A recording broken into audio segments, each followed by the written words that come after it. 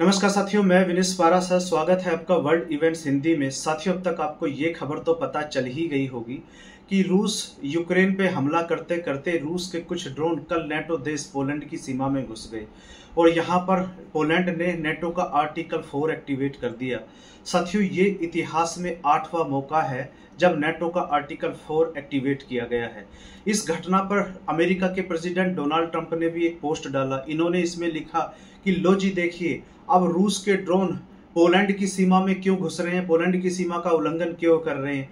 साथियों, ये सिचुएशन जो कल हुई है, ये सबसे ज्यादा यदि विन विन सिचुएशन यदि यहाँ किसी के लिए है तो वो है डोनाल्ड ट्रंप के लिए, क्योंकि डोनाल्ड ट्रंप यूरोपीय यूनियन से सिंपल एक बात कह रहे हैं कि ये जो रशिया यूक्रेन की लड़ाई है, ये यूरोप और रशिया की लड़ाई है, ये यूरोप की लड़ाई है। मैंने तो फिर भी भारत पर 50% टैरिफ लगा दिए कि भारत रूस से ऑयल परचेज ना करे। अब यहाँ पर डोनाल्ड ट्रंप यूरोपीय यूनियन पे ये दबाव डाल रहे हैं कि आप भारत पर 100% टैरिफ लगाइए, लेकिन यहाँ यूरोपीय यूनियन कुछ अलग ही कर रहा है। यूरोपीय यूनियन और भारत के बीच में बहुत जल्दी एक FTA साइन होने जा रहा है, फ्री ट्रेड एग्रीमेंट। तो डोनाल्ड ट्रंप आज के समय यूरोपीय यूनियन से बहुत ज्यादा गुस्सा है और अब डोनाल्ड ट्रंप ये जो रशिया ने कल किया है, इसको यूरोपीय यूनियन को दिखा दिखा कर डराएंगे कि देखो रूस के ड्रोन अब यूरोपीय यूनियन यानी कि यूरोप की आपकी देशों की सीमा में एंटर कर रहे हैं। यदि आपको रूस से बचना है तो आप भारत पर 100% टैरिफ लगा दीजिए। साथियों, खैर टॉपिक पे लौटते हैं। जैसा आपको पता है कि कल रूस के ड्रोन पोलैंड की सीमा में घुस गए और उसके बाद आर्टिकल 4 एक्टिवेट यहाँ कर दिया गया है। साथियों, पहले पोलैंड, यूक्रेन और रूस की स्थिति समझते हैं कि मैप में क्या है। ये है यहाँ पर रसिया और ये है यहाँ पर यूक्रेन, ये है यहाँ पोलैंड। अभी क्या हुआ, रसिया के ड्रोन यूक्रेन को हमला करते करते ये पोलैंड में जा घुसे, जिस वजह से पोलैंड के प्रधानमंत्री ने यहाँ इमरजेंसी मीटिंग बुलाई और इन्होंने आर्टिकल 4 को एक्टिवेट करने की यहाँ पर बात की है। साथियों, कल हुआ क्या कि रूस के ड्रोन लगातार यूक्रेन को अटैक कर रहे थे और इन्हीं में से कुछ ड्रोन पोलैंड की सीमा में घुस गए। हालांकि पोलैंड की सेना ने इन ड्रोनों को मार गिराया, लेकिन पोलैंड क्योंकि एक नेटो कंट्री है, इसीलिए पोलैंड ने यहाँ नेटो का आर्टिकल 4 एक्टिवेट कर दिया है। साथियों, यदि हम पोलैंड की बात करें तो पोलैंड को नेटो का फर्स्ट डिफेंस ऑफ लाइन कहा जाता है और आज के समय ना यूरोप में एक चर्चा चल रही है कि इनका कहना यह है कि रसिया की इकोनॉमी इस समय एक वॉर इकोनॉमी बन गई है और रसिया की सरकार, रसिया के मिनिस्टर आज के समय साथियों खुल के कह रहे हैं कि हम इस लड़ाई को 10 साल तक कंटिन्यू रख सकते हैं, क्योंकि 4 साल तो इनको ये लड़ाई लड़ते लड़ते हो भी गए हैं।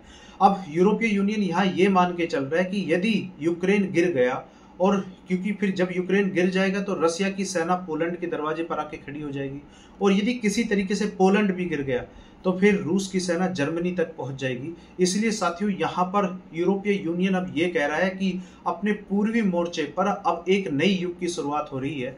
इसलिए साथियों, ब्रिटेन की सरकार ने यहाँ ये कहा है कि हम पोलैंड के हवाई क्षेत्र को और ज्यादा मजबूत करेंगे। और मैं आपको एक बात बताऊं, यूरोपीय यूनियन, यूरोप के सारे देश पोलैंड की हवाई सुरक्षा को मजबूत करने के लिए पूरी जान लगा देंगे और ये किसी भी हालत में पोलैंड को नहीं गिरने देंगे यदि यहाँ पे रसिया और पोलैंड यानी कि रसिया और नेटो शुरू हो जाती है।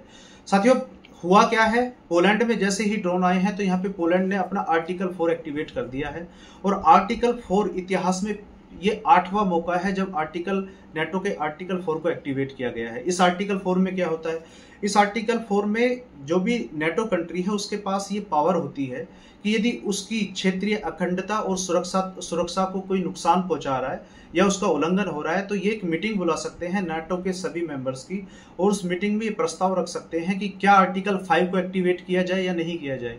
तो साथियों, ये अब यहाँ पर आर्टिकल 4 एक्टिवेट कर दिया गया है। पोलैंड के प्रधानमंत्री द्वारा एक मीटिंग बुला ली गई है नेटो की।